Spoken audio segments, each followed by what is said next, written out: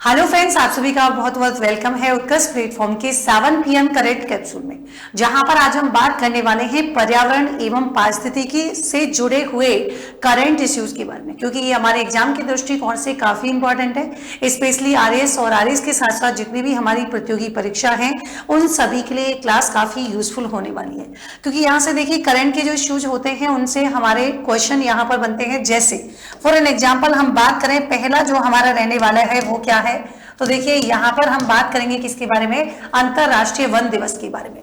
तो पहली बात तो हमने कहा कि देखिए कौन सी डेट को, तो पहली बात तो हम डेट की बात करेंगे। देखिए जी कि डेट आपकी कौन सी हो जाएगी, तो आपने कहा डेट आपकी होने वाली है 21 मार्च।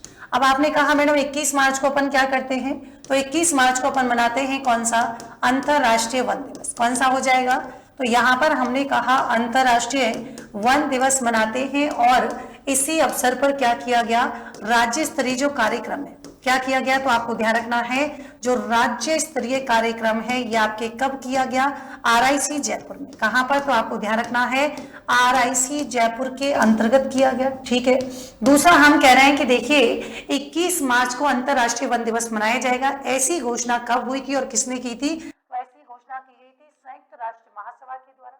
कब की गई, तो ये घोषणा की गई थी 2012 में। अब उससे भी जरूरी हमारे लिए इंपॉर्टेंट हो जाता है कि 2026 की थीम क्या होने वाली है, तो 2026 की थीम होगी फॉरेस्ट एंड इकोनॉमिक्स, यानी कि वन और अर्थव्यवस्था क्या हो जाएगी, यहाँ पर थीम होने वाली है। वहीं इसी से रिलेटेड कुछ हम बात करेंगे। जैसे देखिए शाहपुरा जयपुर में, शाहपुरा जयपुर में जो है वॉकिंग ट्रेल और इसी के साथ वॉच टावर, सोलर फिशिंग और जैव विविधता से जुड़े हुए बहुत सारे यहाँ पर जो है नवाचार युक्त क्या है, तो अटल वन का बोलो क्या किया गया था, उद्घाटन भी इसी दौरान किया गया जब राज्य स्तरीय कार्यक्रम हुआ। और वो कहाँ पर हुआ है, तो हमने कहा शाहपुरा जयपुर में हुआ था। ये कह रहे हैं कि देखिए एक जो एमओयू है, यानी कि यहाँ पर जो समझौता ज्ञापन है, या मैं कहूँ कि एमओयू साइन किस किसके मध्य में हुआ है, तो आपको यहाँ पर ध्यान रखना है एक तरफ तो आपकी कौन सी हो जाएगी, राजविका। और आप जानते हैं राजविका का जो गठन है वो आपके अक्टूबर 2010 में हुआ था। और राजविका के साथ साथ अपना कौन सा हो जाएगा, वन विभाग। वन विभाग मतलब हम कह रहे हैं कि राजस्थान वानिकी एवं जैव विविधता संरक्षण समिति और दूसरा हमारा राज्यविका, इन दोनों के बीच क्या हुआ है, एमओयू साइन हुआ है। क्यों हुआ है, क्योंकि ये कह रहे हैं कि जलवायु परिवर्तन का जो प्रभाव है, जो इम्पैक्ट है, उससे निपटने के लिए यहाँ पर एक समझौता ज्ञापन पर जो है हस्ताक्षर किए गए। क्या कहना चाह रहे हैं, ये कहना चाह रहे हैं कि देखिए वन क्षेत्र में रहने वाली जो कम्युनिटी है, मतलब इनके आसपास जो कम्युनिटी रहती है उसको क्या करना है, उनकी आजीविका को बढ़ावा देना है, मतलब उनको सशक्त बनाना है। और साथ ही साथ पर्यावरण संरक्षण को हम क्या करेंगे, बढ़ावा देंगे। और इसी के लिए राज्यविका और राजस्थान वानिकी एवं जैव विविधता संरक्षण समिति के बीच एक एमओयू जो है साइन हुआ। राज्य स्तरीय कार्यक्रम आपके शाहपुरा जो है कौन से, जयपुर के अंतर्गत हुआ है। कब मनाते हैं, 21 मार्च को मनाते हैं। इसकी घोषणा जो है आपके यूएन यानी कि संयुक्त राष्ट्र महासभा के द्वारा की गई थी। और कब की गई थी, तो ये भी हमने बात की है कि 2012 में की गई थी कि 21 मार्च को हम मनाएंगे। इसी के साथ ही देखिए यहाँ पर डिजिवैन जो है डिजिटल प्लेटफॉर्म का नया मॉड्यूल जो है वो भी शुरू हुआ है। और ये जो प्लेटफॉर्म है ये किसने शुरू किया, तो सीधी सी बात है राजस्थान वन विभाग के द्वारा किया गया। और भारत का पहला डिजिटल फॉरेस्ट जो है क्या हो जाएगा, स्टैक हो जाएगा। क्या होगा इससे, तो वृक्षारोपण जो कार्य है कोई हो रहा है नहीं हो रहा है, उनकी एक तरीके से ऑनलाइन जो है मॉनिटरिंग यहाँ पर की जाएगी। और सबसे इंपॉर्टेंट बात कि जो वन से जुड़े हुए जो प्रोजेक्ट हैं, जो परियोजनाएं हैं, उनकी प्लानिंग करना, साथ ही साथ उनकी ट्रैकिंग, उनकी ऑनलाइन मॉनिटरिंग जो है वो यहाँ पर इसका मेन उद्देश्य रहने वाला है। और यही नहीं, हमने कहा कि देखिए वन्यजीव संरक्षण को सुदृढ़ करने के लिए 30 करोड़ की लागत से कौन कौन सी जगह आपकी कोटा हो जाएगा, 12, पाली, सिरोही, चूरू, यहाँ पर आपके जो मुकुंदरा है, अजमेर का जो प्रोटेक्टेड क्षेत्र है, यहाँ पर क्या किए जाएंगे, तो 20 प्रे बेस जो है यहाँ पर ऑगमेंटेशन सेंटर का उद्घाटन भी किया गया।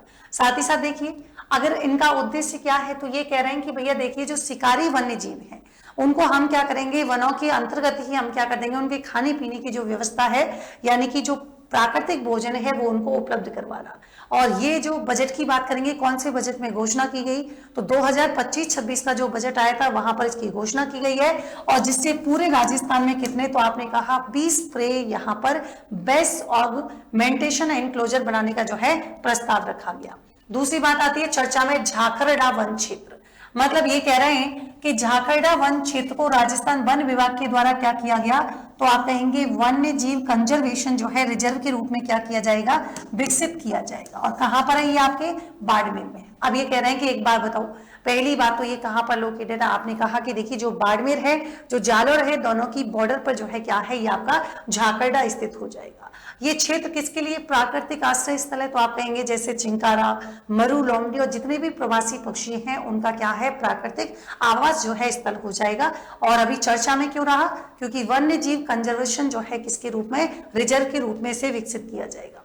वर्ल्ड फेस्टिवल, पहली बात तो 27 फरवरी 2026 को क्या किया जाएगा, सामर झील के कोचा की जो ढांडी है वहां पर इंटरप्रिटेशन सेंटर में आप क्या करेंगे, वर्ल्ड फेस्टिवल 2026 का आयोजन किया जाएगा। भाई कौन करवा रहा है, तो राजस्थान का वन विभाग करवा रहा है। यहाँ पर उद्देश्य क्या है, तो ये कह रहे हैं कि जैव विविधता, बायोडाइवर्सिटी, वेटलैंड पारिस्थितिकी तंत्र और प्रतिवर्ष जितने भी आपके प्रवासी पक्षी आते हैं उनके महत्व के प्रति लोगों को क्या करना है, जागरूक करने का काम हम यहाँ पर कर रहे हैं। ये कह रहे हैं कि देखिए साथ ही साथ हम यहाँ पर क्या करेंगे कि वन विभाग कह रहा है कि इसके साथ साथ हम जो वेटलैंड मित्र पंजीकरण अभियान है वो भी यहाँ पर संचालित होगा। क्यों होगा, अब इससे जो सामान्य जनता है यानी कि जो आमजन लोग हैं वो क्या करेंगे, झील के संरक्षण गतिविधियों से इनको क्या है, स्थायी रूप से यहाँ पर जोड़ा जाएगा। इस वजह से यहाँ पर ये कैंपेन भी चलाया गया है। देखिए जैसे एवियन बॉटलिज्म की बात करेंगे, ऐसे जैसी पक्षी बीमारियों से बचाव करना, उनका उपचार और जागरूकता के लिए क्या किए जाएंगे, विशेष स्टॉल भी यहाँ पर स्थापित किए जाएंगे। साथ ही देखिए राजस्थान में दूसरी बार क्या है, टाइगर ट्रांसलोकेशन। मैडम जी ये क्या कर रहे हैं, तो हमारा जो राजस्थान का जो मुकुंदरा टाइगर जो रिजर्व है वहां पर एमपी के बांधवगढ़ टाइगर रिजर्व से एक बाघिन को क्या किया गया है, यहाँ पर ट्रांसफर किया गया था। और इंटर स्टेट जो कॉरिडोर योजना चलाई गई थी, इसके बाद यहाँ पर एक ऐसा हम कह रहे हैं कि प्रदेश में ये ऐसा दूसरा अवसर है जब किसी अन्य स्टेट से, मतलब ये कह रहे हैं कि जब हमने किसी अन्य स्टेट से, कौन सा अन्य स्टेट है, तो हमने कहा कि देखिए ये आपका कौन सा हो जाएगा, एमपी का कौन सा है, बांधवगढ़। तो हम कह रहे हैं एमपी के बांधवगढ़ से कहां पर, तो राजस्थान का जो कौन सा है, मुकुंदरा हिल्स टाइगर रिजर्व जो हो जाएगा, यहाँ पर हमने क्या किया है, एक बाघिन को ट्रांसफर किया है। और ये हमने किसके तहत, तो हम कह रहे हैं कि देखिए हमारी जो इंटर स्टेट कॉरिडोर योजना है, कौन सी है, इंटर स्टेट जो कॉरिडोर योजना है, इसके तहत प्रदेश में क्या है, ये दूसरा अवसर है जब हम क्या कर रहे हैं कि राज्य से बाघिन को, मतलब दूसरे जो है क्या है, ये दूसरा स्टेट हो गया और इस स्टेट से हम राजस्थान में क्या कर रहे हैं, बाघिन को यहाँ पर ट्रांसफर किया गया है। इससे पहले की बात हम करेंगे तो 21 दिसंबर 2025 की बात है और एमपी का जो पेंच टाइगर रिजर्व हुआ करता था, वहां से राजस्थान का जो रामगढ़ विस्तारी रिजर्व है वहां पर क्या किया गया था, तो पहला अंतरराज्यीय बाघ स्थानांतरण जो है आपके यहां पर किया गया था। अब आपसे पूछे कि राजस्थान में टाइगर रिजर्व कितने हैं, तो भाई आप कहेंगे मैडम देखो रणथंभौर टाइगर रिजर्व घोषणा कब हुई थी, 1973 में। भाई शामिल जिले सवाई माधोपुर, करौली, बूंदी, टोंक हो जाएगा। सरिस्का टाइगर रिजर्व 1978 में अलवर, जयपुर, कोटपुतली, बहरोड हो जाएगा। Mukundra hills tiger reserve 2013 Kota, Bundi, Jhalawar, Chittorgarh हो जाएगा। रामगढ़ विस्तारी टाइगर रिजर्व 2022 और कौन सी जगह है, ये आपके बूंदी और कोटा होगा। देखिए अब आपको यहाँ पर कमेंट सेक्शन में बताना है कि वर्तमान में कितने हैं, आपको बताना है कि राजस्थान में वर्तमान में कितने टाइगर रिजर्व हैं और कौन सा है, अगर एक्स्ट्रा है तो ये आपको कमेंट सेक्शन में बताना है। आगे देखिए agricultural land management carbon project. अब आप कह रहे हैं कि देखिए हाल ही में एक तो राजस्थान कृषि विभाग और Messrs IORA ecological solution private limited की बात हम करेंगे तो राजस्थान में क्या हुआ है, कार्बन प्रोजेक्ट के लिए एक समझौता ज्ञापन पर हस्ताक्षर हुए हैं। आप कह रहे हैं कि देखिए जो कार्बन क्रेडिट ट्रेडिंग स्कीम 2003 थी, इस 2023 के तहत यहाँ पर जो कार्बन फाइनेंस है उपलब्ध करवाने के लिए राज्य के जितने चयनित ब्लॉक हैं उनमें कार्बन क्रेडिट को क्या किया गया है, पायलट प्रोजेक्ट के रूप में यहाँ पर क्या है, शुरू किया गया है।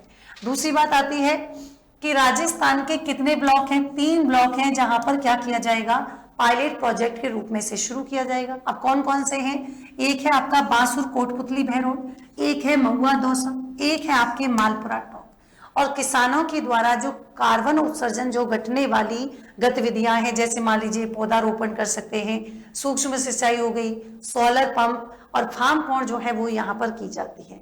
और यहाँ पर कृषकों को इससे फायदा क्या होता है, तो इनको कार्बन फाइनेंस यहाँ पर मिल सकता है, ये यहाँ पर फायदा होगा। कार्बन क्रेडिट अब कह रहे हैं कि है क्या, ये तो बता दो।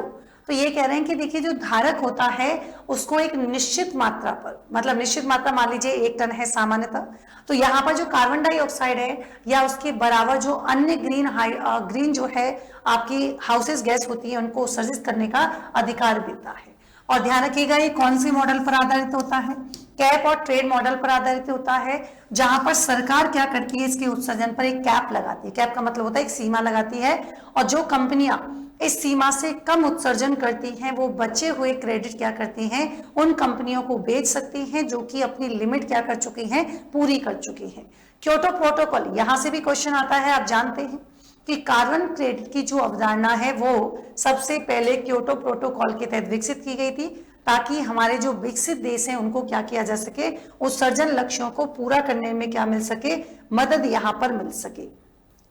साथ ही देखिए यहां पर मैं आपको बता दूं कि यहां पर हम बात कर रहे हैं जीआईएस आधारित green land use perspective plan की। तो ये कह रहे हैं अभी राजस्थान सरकार ने क्या है, यहाँ पर एक कमेटी का गठन किया है इसी पर आधारित, और समिति की अध्यक्षता कर रहे हैं प्रमुख सचिव नगरीय विकास एवं आवासन विभाग। उद्देश्य क्या है, तो शहरों के मास्टर प्लान में चिन्हित जो ग्रीन लैंड का जीआईएस आधारित रिकॉर्ड डिजिटल करना है, ताकि इस भूमि को संरक्षित किया जा सके और दुरुपयोग से रोका जा सके। सरकार कह रही है कि 2025-26 में सरकार ऐसा कह रही थी, घोषणा कह रही थी, और राजस्थान का पहला ग्रीन बजट भी कौन सा था, तो आप कहेंगे राज्य सरकार का 2025-26 की बात हमने की थी। क्रियान्वयन कौन कर रहा है, नगरीय विकास विभाग के द्वारा इसका क्या है, एग्जीक्यूशन किया जा रहा है। साथ ही देखिए शाम को डेली 7 बजे आता है आपका 7 PM करंट कैप्सूल, ठीक है। इसी के साथ जैसे ही आपने ये किया तुरंत आप क्विज प्रैक्टिस कर सकते हैं। मंडे टू सैटरडे, अगर मंडे टू सैटरडे हम बात करेंगे, सुबह 8 बजे आपका क्या होता है जी, करंट अफेयर्स का सेशन होता है। तो आप संडे को क्या है, संडे का उसी क्लास में से जो मंडे टू सैटरडे पढ़ा है वो आपके वीकली क्लास टेस्ट होता है, और ये दोनों ही चीजें आपके निःशुल्क रहने वाली हैं। तो आपको करना क्या है, आपको यहाँ पर जो है QR कोड को स्कैन करना है और आप इसका भाग बन सकते हैं, क्योंकि ये आप सभी के लिए बिल्कुल एक फ्री सुविधा है। इंग्लिश मीडियम टारगेटेड बैच ये आपके 4 मई से शुरू हो रहा है, लाइव फ्रॉम स्टूडियो यहाँ पर रहने वाला है। इसी के साथ ही देखिए RS prelim 2026 2.2 live from studio रहेगा। 18 दिसंबर 2025 से बैच शुरू हुआ है, और ये एक हमारा प्रीलिम्स यानी कि प्रारंभिक परीक्षा पर आधारित टारगेटेड बैच है, जहां पर आपको प्रारंभिक परीक्षा से जुड़े हुए जितने भी क्या हैं तथ्यात्मक विवरण है वो आपको पढ़ाया जाएगा। साथ ही साथ कंसेप्चुअल चीजें यहाँ पर आपके क्लियर की जाएंगी, और उससे भी इंपॉर्टेंट बात कि ऐसे अभ्यर्थी जिनका मुख्य परीक्षा वाला पार्ट तो अच्छा है लेकिन कहीं ना कहीं प्रीलिम्स में रह जाते हैं, तो उनके लिए ये खास अवसर है। और नए स्टूडेंट के लिए भी क्या है, ये आपका अच्छा मौका है, जहां पर उनको नहीं पता क्या पढ़ना है क्या छोड़ना है, तो ये बैच आपके ऑलरेडी स्टार्ट हो चुका है। साथ ही प्रीलिम्स में समग्र बैच है, लाइव फ्रॉम क्लासरूम रहेगा जयपुर जोधपुर। यहाँ पर बेस्ट ऑप्शन ये है कि क्लासरूम वाला एनवायरनमेंट आपको मिलेगा, और यहाँ पर जो आपको क्लासरूम में पढ़ाया जाता है वही आपको, क्योंकि बहुत सारे बच्चों का कंसर्न रहता है कि हमको क्लासरूम में आके पढ़ना है लेकिन उतने संसाधन उपलब्ध नहीं हो पाते, जिसकी वजह से वो यहाँ पर आके नहीं पढ़ पाते। लेकिन अब उनके पास ऐसी सुविधा है कि क्लासरूम जैसा ही इन्वायरमेंट वो आपके ऑनलाइन थ्रू ले सकते हैं। तो ये बैच आपके 27 अप्रैल से शुरू हुआ है। निर्मल बैच 8.2 लाइव फ्रॉम स्टूडियो रहेगा। 5 जनवरी से ये बैच आपके शुरू हो रहा है, जिसमें आपको क्या है, फाउंडेशन बैच, जहां पर आपकी आंसर राइटिंग स्किल पर फोकस किया जाएगा। कमीशन की अप्रोच के अकॉर्डिंग जो है यहाँ पर लाइव एंड जो है रिकॉर्डेड क्लासेस आपको मिलेंगी। करंट अफेयर्स का जो है यहाँ पर समय समय पर आपके जो है क्या है, करंट अफेयर्स के सेशन लगाए जाएंगे। ये सारी सुविधाएं आपको यहाँ पर मिलने वाली है। निर्मल 2.0 इंग्लिश मीडियम बैच है, लाइव फ्रॉम स्टूडियो रहेगा। 5 जनवरी से ये बैच आपके शुरू हुआ है, जिसका पार्ट आप बन सकते हैं। सो मिलते हैं एक नेक्स्ट सेशन में एक नए टॉपिक के साथ। तब तक के लिए thank you so much, take care, good night.